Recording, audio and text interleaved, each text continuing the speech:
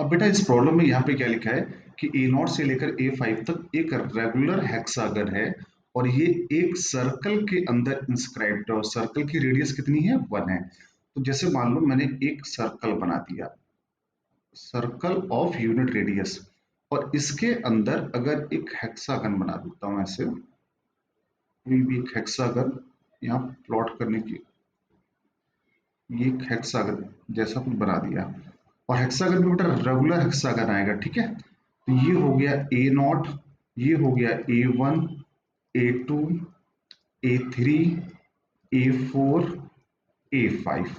देखो बेटा यहाँ पर वीडियो बनाने में थोड़ा टाइम लगेगा क्योंकि यहाँ पे डिटेल सॉल्यूशन दे रहे हैं, एक छोटी से छोटी बात के बारे में आपको यहाँ पे बता रहे हैं, तो आप आराम से समझिएगा। ये सर्कल का सेंटर है, सर्कल की रेडियस कितनी दी गई है 1 दी गई है। तो अगर मैं इसको इसको इसको ज्वाइन करूंगा तो गौर से देखो तो ओ A one, O A one हो गया या फिर ओ ए नॉट हो गया या फिर ओ ए फाइव हो गया, इन सब की रेडियस कितनी आ जाएगी 1, मतलब इन सब की लेंथ आ जाएगी 1, क्योंकि सवाल में दिया हुआ है सर्कल की रेडियस है 1। अब आपसे पूछा क्या गया है, आपसे पूछा गया है ए नॉट ए वन की लेंथ बताओ, ए नॉट ए टू की लेंथ बताओ, ए नॉट ए फोर की लेंथ बताओ। तो देखो ए नॉट ए टू, अगर मैं इसको अलग कलर से यहाँ पे करता हूँ, ए नॉट ए टू, मान लो जैसे ये रहा ए नॉट ए टू, तो ये आएगा, और ए नॉट ए फोर ये आएगा, राइट। तो हमको देख के तो समझ में आ गया कि ए नॉट ए टू और ए नॉट ए फोर इन दोनों की लेंथ तो क्या आएगी, सेम आएगी। किसकी, ए नॉट ए टू की और ए नॉट ए फोर की। तो हम कोई भी एक लेंथ निकाल लें तो हमको पहले ए नॉट ए वन निकालना है। अगर हम ए नॉट ए वन निकालने गए तो देखो ये चूंकि, देखो ओ ए ओ ए नॉट और ओ ए वन ये तो बराबर है क्योंकि भाई ये सर्कल की रेडियस हो गई।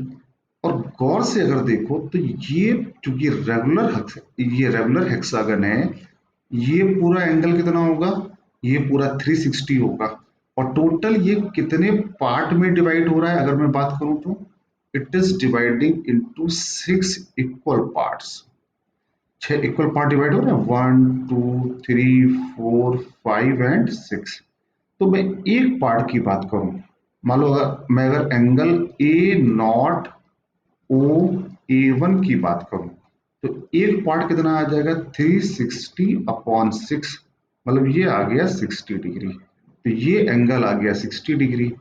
और चूंकि ये दोनों साइड भी आपस में बराबर हैं तो ये एंगल और ये एंगल भी बराबर होगा। ये एंगल 60 है तो ये एंगल भी 60 हो गया, ये एंगल भी 60 हो गया। इसका मतलब क्या हो गया, ये ट्रायंगल क्या बन गया, एक इक्विलैटरल ट्रायंगल बन गया।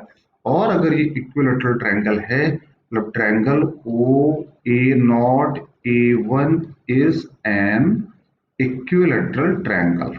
ये बात सबको समझ में आई, ये सब इक्विलैटरल ट्रायंगल, तो तीनों साइड की लेंथ बराबर होगी तो ओ A naught, O A one और ए नॉट ए वन तीनों की लेंथ बराबर होगी और तीनों की लेंथ कितनी हो जाएगी 1, क्योंकि ओ ए नॉट तो रेडियस है और इसकी लेंथ है 1, ये सवाल में गिवन है। तो हमारा एक पार्ट आ गया। अब हमको क्या चाहिए, ए नॉट ए टू चाहिए, क्या चाहिए, ए नॉट ए टू की लेंथ चाहिए। अब देखो कोई भी ट्रायंगल हो, मैं आपको अलग से समझा रहा हूं, कोई भी ट्रायंगल हो, मान लो ट्रायंगल ए बी सी है। इस ट्रायंगल में अगर मान लो जैसे ये साइड मैं मान लेता हूं, ये साइड ए है, ये साइड बी है, ये साइड सी है, और ये एंगल को अगर मैं थीटा मान लूं तो यहां पर मैं क्या लगा सकता हूं, कॉस रूल। कॉस थीटा होता है बी स्क्वायर प्लस सी स्क्वायर माइनस ए स्क्वायर अपॉन 2bc। टोटल यहाँ पर 4 वेरिएबल इन्वॉल्व हुए, ए बी सी और थीटा। इन 4 में अगर हमको कोई भी 3 पता है तो चौथा हम फाइंड आउट कर सकते हैं। इसको क्या बोलते हैं, इसको बोलते हैं कॉस रूल। जब भी ट्रायंगल आए तो ट्रायंगल में हमको ये कॉस रूल पता होना चाहिए, अप्लाई कर सकते हैं। तो अगर आप अपना डायग्राम देखो तो अपने डायग्राम में अगर मैं इन triangle O A naught A two की बात करूं ओ ए नॉट ए टू की बात करूं तो ये एंगल है 60। मैं इसको अलग कलर से एक बार ले रहा हूं। मान लो ये एंगल है 60, ये एंगल भी है 60। ये पूरा एंगल कितना आ गया 120। ये हमको पता है। हमको क्या क्या पता है? हमको angle A naught O A two पता है, कितना है 120 डिग्री। हमको ओ ए नॉट पता है 1। हमको ओ ए टू भी पता है 1। तो इस ट्रायंगल में हम लोग A naught A two find out कर सकते हैं बाय यूजिंग कॉस रूल, जो अभी थोड़ी देर पहले मैंने समझाया आपको कॉस रूल। इस रूल को अप्लाई कर कर हम लोग ए नॉट ए टू की वैल्यू निकाल सकते हैं। तो हम लोग अब इसी की वैल्यू निकालने जाते हैं। तो यहाँ क्या लगाएंगे? कॉस 120 डिग्री बराबर